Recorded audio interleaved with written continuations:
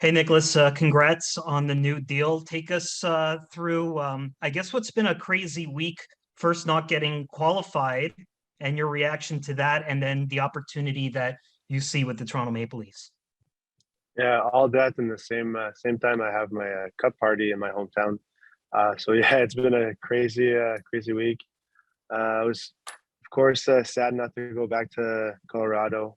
Made some real friends and good teammate there. But it's part of it, and I'm so excited for the new adventure in Toronto. Did it catch you by surprise, or did they give you some sort of heads up, just kind of explaining cap and maybe those kind of things? My agent told me that they're tight on the cap space, so of course, uh, of course, I was maybe a little aware of it, but not wasn't expecting it though. Next, we'll go to Kevin McGrain with the Toronto Star. Go ahead, Kevin.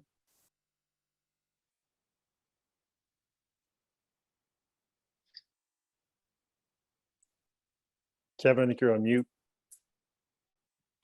Nicholas, nice to meet you. What do you think about the Maple Leafs? Like, why did you choose them, and where do you think you fit in on this team? And I got a few more questions, if that's all right.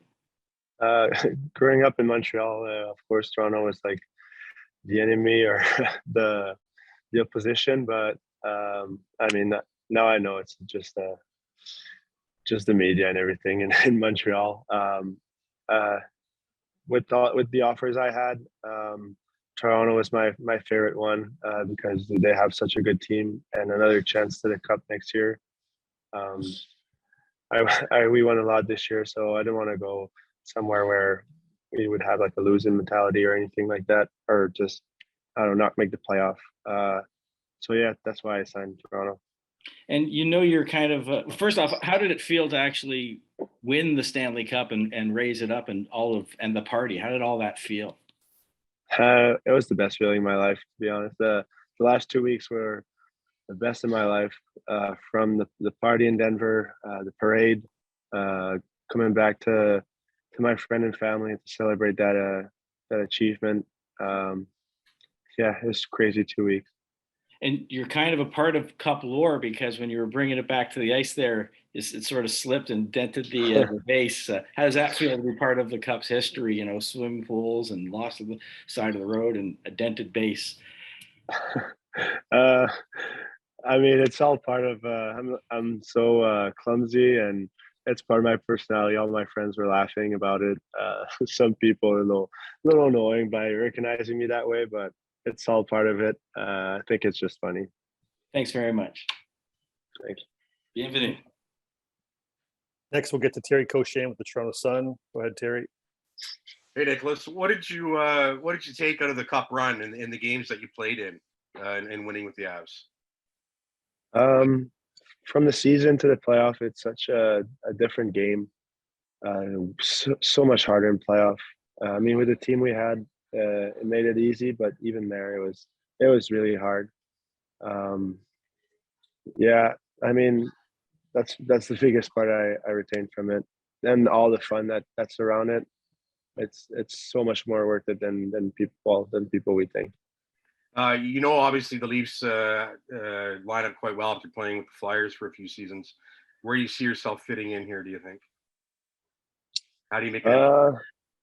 Yeah, I mean, I know myself to be physical and fast. Hopefully that fits somewhere in the lineup.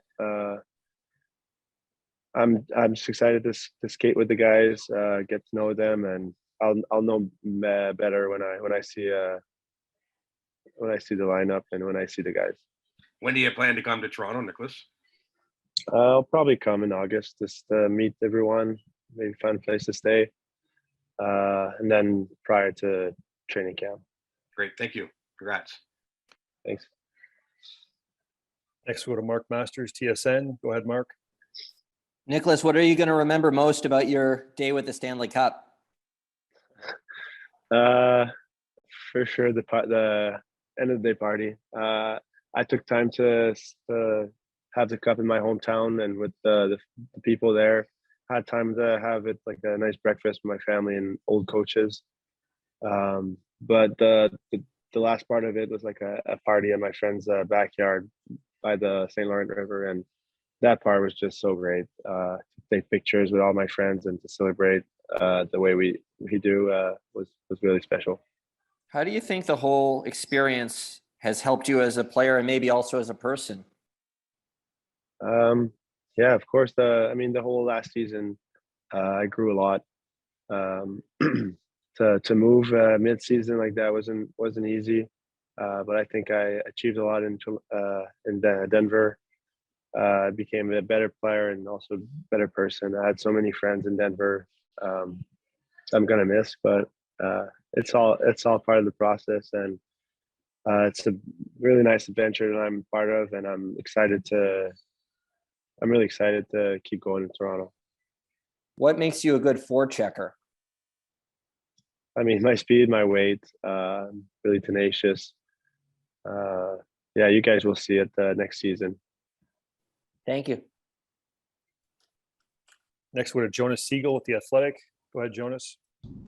Hey, Nicolas, just along those lines, was there like a Montreal Canadiens player that you kind of really admired growing up that played the style that you now play in the NHL?